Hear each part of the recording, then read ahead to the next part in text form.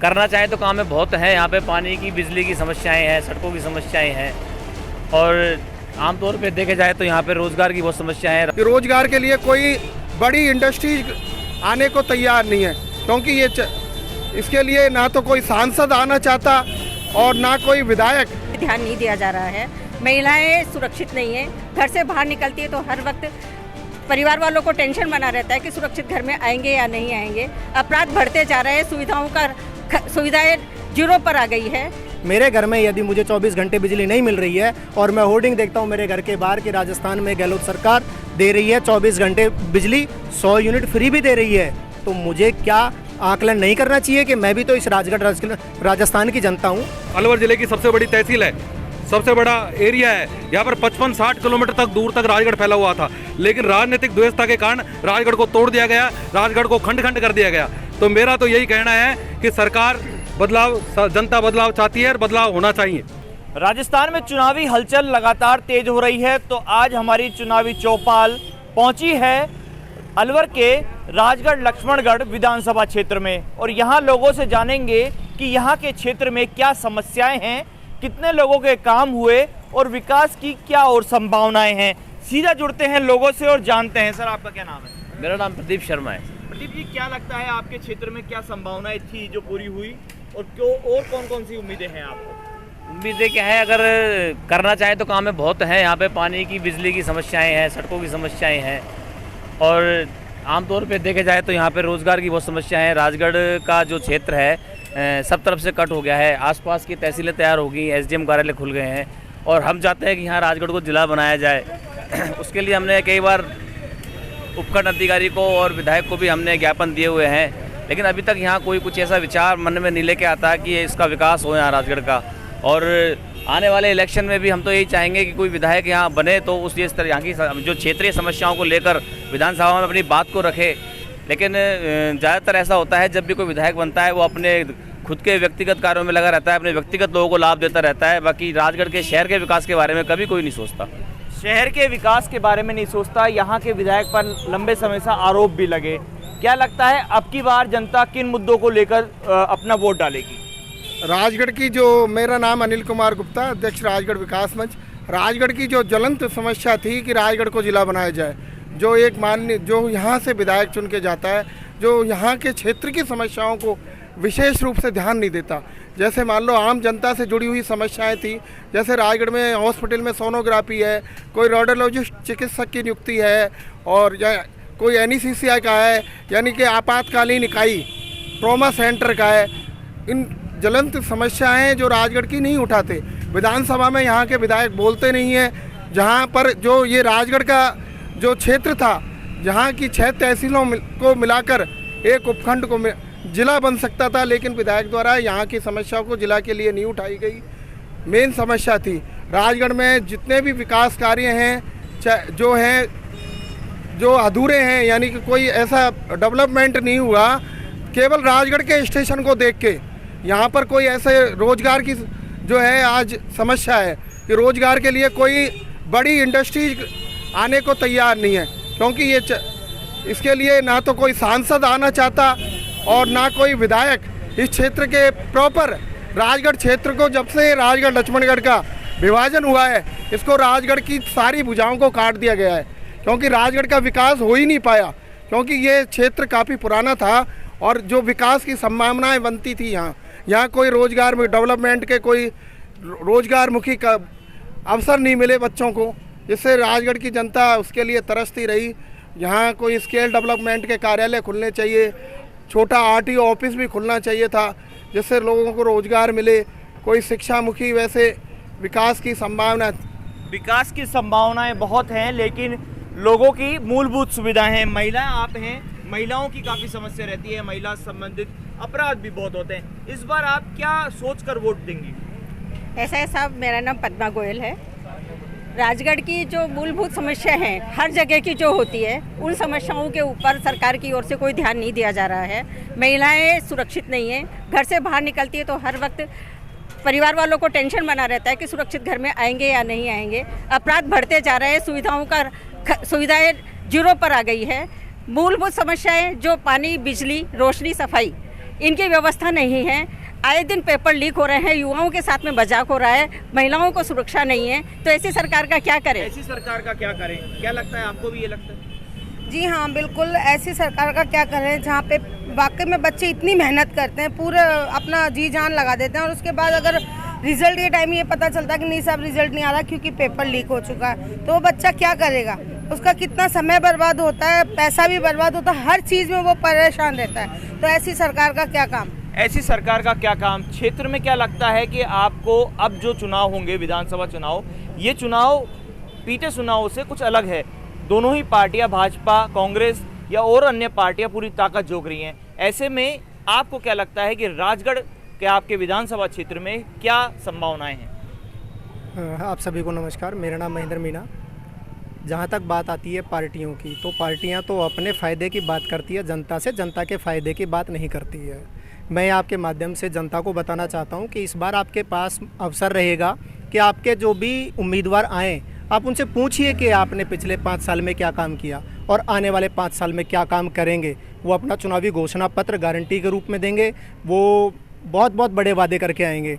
तो वादे वो पहले भी करके आए थे, उन वादों पर कहाँ काम हुआ ये जनता को पूछना चाहिए। और मुझे पूरी उम्मीद है इस बार राजगढ़ लक्ष्मणगढ़ की जनता अपने प्रतिनिधियों से पूछेगी कि बताइए हम आपको क्यों वोट दें, क्यों वोट दें, क्या हुआ हमारे शिक्षा का, क्या हुआ हमारे स्वास्थ्य सेवाओं का, क्यों नहीं हमारे यहाँ बसें चलती हैं, क्यों नहीं हमारे यहाँ बिजली 24 घंटे आती है। आप तो कह देते हैं बड़े बड़े पोस्टर और होर्डिंग लगाकर। सरकार तो कहती है हमने तमाम योजनाएं शुरू की, हर क्षेत्र को दिया, जिसने जो मांगा दिया।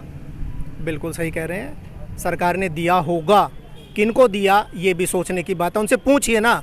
मैंने कहा कि जनता पूछेगी। मेरे घर में यदि मुझे 24 घंटे बिजली नहीं मिल रही है और मैं होर्डिंग देखता हूँ मेरे घर के बाहर कि राजस्थान में गहलोत सरकार दे रही है 24 घंटे बिजली, 100 यूनिट फ्री भी दे रही है, तो मुझे क्या आकलन नहीं करना चाहिए कि मैं भी तो इस राजस्थान की जनता हूँ, क्या मेरे घर के भी अंदर बिजली नहीं आनी चाहिए 24 घंटे?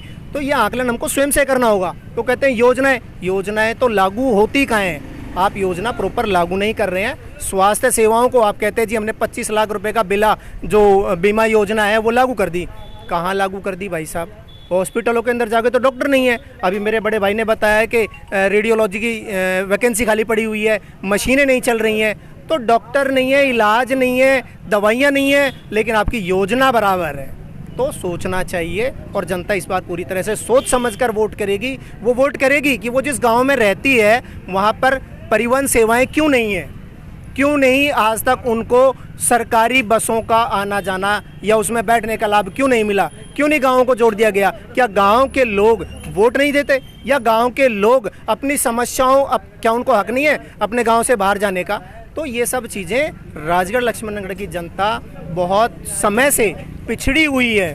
कोई सुविधा के नाम पर शून्य नहीं, माइनस में शून्य है। जनता पिछड़ी हुई है, जबकि विपक्ष का आरोप है कि सरकार केवल रेवड़ियां बांट रही हैं, उससे कोई फायदा नहीं मिलता अगर उन पैसों को आम आदमी की योजनाओं पर खर्च करे, आम आदमी की मूलभूत सुविधाओं पर खर्च करे। फ्री मोबाइल के नाम से जो मोबाइल बांटे जा रहे हैं सरकार के द्वारा, उसमें 20,000 करोड़ रुपए का नुकसान अभी किया है सरकार ने, जबकि सभी महिलाओं के पास, सभी लोगों के पास मोबाइल ऑलरेडी पहले से मौजूद है। मोबाइल मौजूद होने के बाद भी दोबारा बांटे जा रहे हैं, उसका मिसयूज होगा, उसका कोई फायदा नहीं होने वाला, केवल रेवड़ी बांटी जा रही है। उसका एक ही उद्देश्य है सरकार का, जो इसमें वर्तमान सरकार है राजस्थान में, उसका एक ही उद्देश्य है कि ये इनके प्रकरण कैसे भी हमको आना है, चाहे कुछ भी हो जाए, लेकिन सरकार का बदलाव होगा। जनता बदलाव चाह रही है, राजस्थान में बदलाव होगा, सरकार दूसरी चेंज होगी। और मेरा एक और है कि राजगढ़ अलवर जिले की सबसे बड़ी तहसील है, सबसे बड़ा एरिया है। यहाँ पर 55-60 किलोमीटर तक दूर तक राजगढ़ फैला हुआ था, लेकिन राजनीतिक द्वेषता के कारण राजगढ़ को तोड़ दिया गया, राजगढ़ को खंड खंड कर दिया गया। तो मेरा तो यही कहना है कि सरकार बदलाव, जनता बदलाव चाहती है और बदलाव होना चाहिए। बदलाव होना चाहिए। भाजपा बिना चेहरे के चुनाव लड़ रही है, मोदी को चेहरा बनाया गया है। क्या लगता है राजस्थान में चेहरा मायने रखता है, या कोई भी चेहरे पर चुनाव लड़ा जाए या राष्ट्रीय चेहरे पर चुनाव लड़ा जाए उसको लोग पसंद करेंगे? पूरे विश्व में आज सर्वोपरि यदि कोई नेता की बात करते हैं तो एकमात्र नरेंद्र भाई मोदी जी है। और इसीलिए जितनी उन्होंने विगत 9 वर्षों में विकास की गंगा बही है, इस देश का मान सम्मान पूरे वर्ल्ड में इस कदर ऊपर किया है, उस बतौर राजस्थान में चेहरे की जरूरत नहीं है। एकमात्र नरेंद्र भाई मोदी जी के चेहरे पर ही भारतीय जनता पार्टी कमल का फूल खिलेगा।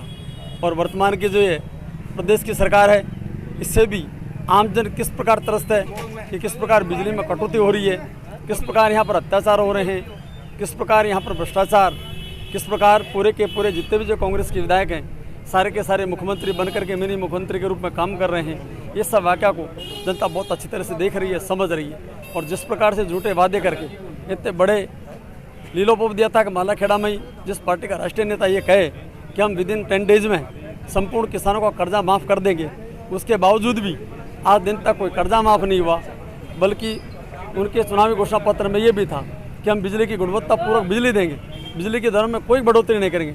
उसके बावजूद लगातार 17 बार बिजली की दरों में बढ़ोतरी हुई। और इस प्रकार जितना जो अत्याचार और भ्रष्टाचार इस सरकार में पनपा है, ये बहुत ही राजस्थान के लिए शोभने की बात है कि राजस्थान को किस प्रकार किस कदर किस स्थान पर लेके इस सरकारें तो सभी ऐसे वादे करती है। उससे पहले वसुंधरा सरकार थी, उसने भी बहुत वादे किए, लेकिन उस समय भी लोगों ने उनको पसंद नहीं किया, लेकिन और बाद में कांग्रेस सरकार बनवाई। क्या लगता है अब जो सरकार आएगी, आप जैसा दावा कर रहे हैं, क्या वो कोई अपने प्रायोरिटी पर काम लेकर आएगी या उसको लोग क्यों वोट दे? अब की बार जो राजस्थान में सरकार बनेगी उसका वजह ये है कि डबल इंजन की सरकार होगी।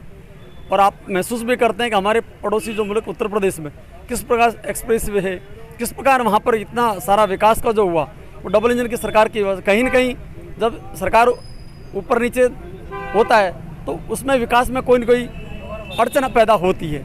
इस प्रकार राजस्थान में यदि आज भाजपा की सरकार होती तो राजस्थान पता नहीं किस नंबर 1 पर होता, लेकिन ये सरकार जितनी हमारी योजनाएं थी उनको इन्होंने गहलोत जी ने बंद कर दी, या चालू भी की तो रोक रोक करके उनका नाम परिवर्तन किया, अन्नपूर्णा योजना नाम परिवर्तन किया, योजना बंद कर दी। इनका कहना था कि अगर भाजपा की सरकार बनेगी तो डबल इंजन की सरकार होगी।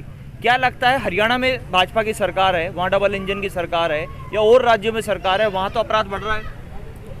यहाँ पर जो राजस्थान में जो है अशोक गहलोत जी का नेतृत्व में जो विकास हुआ है, तो दोबारा कांग्रेस की सरकार यहाँ पर राजस्थान में रिपीट होगी। चाहे पेंशन योजना हो, चाहे 750 से 1000 रुपये पेंशन की है तो गहलोत सरकार ने, चिरंजीवी योजना है 25 लाख तक की, कोई गांव में कोई बेरोजगार है, किसी के पैसे नहीं तो 25 लाख तक के फ्री इलाज जो गहलोत सरकार ने किया है। चाहे विकास के लिए कि एमएलए को 1.25 करोड़ का बजट था, 2.25 करोड़ का, गहलोत सरकार ने हर विधानसभा के लिए 5 करोड़ का किया है। उन्होंने विकास की, और अब की बार राजस्थान में जो गंगा बहाई है, जो न तो आने वाले समय में पहले किया है विकास और न किसी आगे वाला कर पाएगा। हमारे साथी कह रहे थे कि विकास केवल पोस्टरों तक हुआ है, आम आदमी को वो चीज़ें नहीं मिली। आप कह रहे हैं विकास हुआ है, कहाँ है विकास?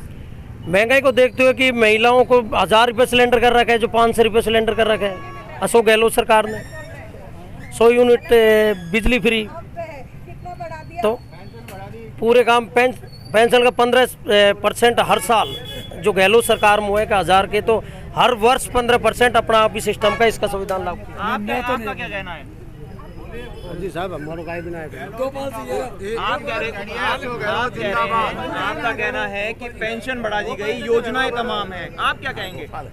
अब मैं जुगनू जहांगीर एडवोकेट, मतदाता शॉर्ट टर्म वोटर नहीं रहा है।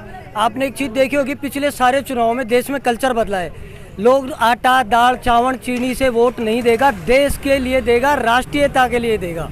अब वोटर आप भी देख रहे होंगे ना, पेट तो लेकिन आटे से भरेगा, राशन से भरेगा, मूलभूत चीजों से भरेगा। 1 महीने का राशन दे रहे हो, 11 महीने क्या कर रहा है वो आदमी? आपने 1 महीने के 100 ग्राम दाल दे दी, 100 ग्राम मिर्ची दे दी, धनिया दे दी। 11 महीने पूछा किसी ने उससे कि 11 महीने कहाँ से खाया उसने?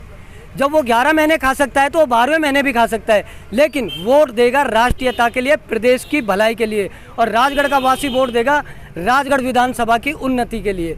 एक्चुअल में उन्नति क्या चाहते हैं, क्या मायने हैं उन्नति के? राजगढ़ का आपने देखा होगा, जब से मेगा हाईवे निकला है, ये मेगा हाईवे गया, इधर का डेवलपमेंट गया, मुंबई एक्सप्रेस वे गया, उधर डेवलपमेंट गया। सारा जो भी राजगढ़ का विकास है, रैनी औद्योगिक क्षेत्र राजगढ़ पुराना है, जबकि अब रैनी में डेवलप हो रहा है। राजगढ़ औद्योगिक क्षेत्र के आप हालात जाके देखो, भानगढ़ बनने को जा रहा है। किसी भी उद्योग को 24 घंटे लाइट यहाँ नहीं है, उद्योग क्या करेंगे? यहाँ से छोड़ के जा रहे हैं उद्योग जा रहे हैं, तो बेरोजगारी बढ़ रही है। पूरे राजगढ़ की आप हालत देखिए, बाकी का कुछ रोजगार था मार्केट का, तोड़ के यहाँ बेरोजगारी खड़ी कर दी। तो वोटर अब वोट देगा रोजगार के हिसाब से देगा, आटा दाल चावल को वोट नहीं मिलेंगे। रोजगार के हिसाब से वोट देगा, इनका कहना था। आपको क्या लगता है, आम आदमी के हिसाब से देखें तो क्या लगता है, क्या होना चाहिए? देखिए, कांग्रेस शासन में जो विकास हुआ है वो बीजेपी वालों पचा नहीं पा रहे हैं। अशोक गहलोत ने जो विकास की गंगा राजस्थान में बहाई है वो बीजेपी वालों को कभी समझ में नहीं आएगी। अशोक गहलोत जिंदाबाद। अशोक गहलोत की तारीफ हो रही है तो दूसरी तरफ भाजपा के समर्थक भी यहाँ मौजूद हैं जिनका कहना है कि लोग अपनी सोच समझ के आगे की योजना बना के वोट देंगे। ऐसे में देखना होगा कि आने वाले विधानसभा चुनाव में राजगढ़ में कौन जनता की पहली पसंद बनता है और किसे लोग पसंद करते हैं। राजस्थान तक के लिए राजगढ़ से मैं हिमांशु शर्मा।